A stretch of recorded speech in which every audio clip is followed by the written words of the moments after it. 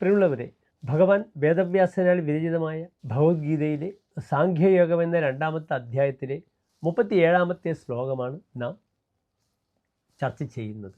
ഹതോ വാ പ്രാപ്സ്യസി സ്വർഗം ജിത്വാ വാ ഭോക്ഷ്യസേ മഹീം തസ്മാദുത്തിഷ്ഠ കൗന്ദേയ യുദ്ധായ കൃതനിശ്ചയഃ. അടുത്തതായി ഈ ശ്ലോകത്തിൻ്റെ പദച്ഛേദം ശ്രദ്ധിക്കുക.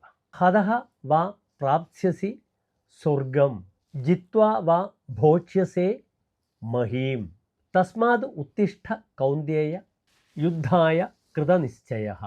ഇനി പ്രസ്തുത ശ്ലോകത്തിൻ്റെ അന്വയമാണ് നാം ചർച്ച ചെയ്യുന്നത്. ശ്രദ്ധിക്കുക.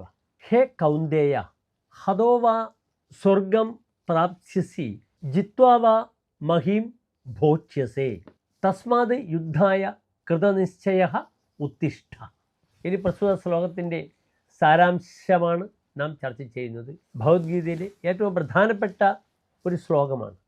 ഒരു പോരാളിയെ എല്ലാ രീതിയിലും യുദ്ധസന്നദ്ധനാക്കാൻ പ്രാപ്തനാക്കുന്ന ഒരു ശ്ലോകമാണ് ഇവിടെ കൃഷ്ണൻ അർജുനന് ഉപദേശത്തിലൂടെ നൽകുന്നത്. ഈ ധർമ്മയുദ്ധത്തിൽ അല്ലയോ അർജുന, നീ കൊല്ലപ്പെട്ടേക്കാം. നീ വധിക്കപ്പെടുകയാണെങ്കിൽ നിനക്ക് വീരസ്വർഗമാണ് ലഭിക്കുക. അതല്ല, യുദ്ധത്തിൽ ഈ കർണാദി സേനാപതികളെ മുഴുവൻ നീ ജയിക്കുകയാണെങ്കിൽ, അവരെ വധിക്കുകയാണെങ്കിൽ നിനക്ക് ലഭിക്കുന്നത് എന്താണ്?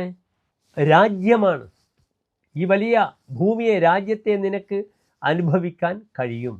അതിനാൽ നിശ്ചയദാർഢ്യത്തോടുകൂടി വന്ന് ഈ ധർമ്മയുദ്ധത്തിൽ മുന്നണി പോരാളിയാവുക. ഒന്നുകിൽ ഞാൻ മരിക്കും, അല്ലെങ്കിൽ ഞാൻ ജയിക്കുമെന്ന ദൃഢനിശ്ചയത്തോടുകൂടി ഈ യുദ്ധത്തിലേക്ക് നീ അണിചേരുക.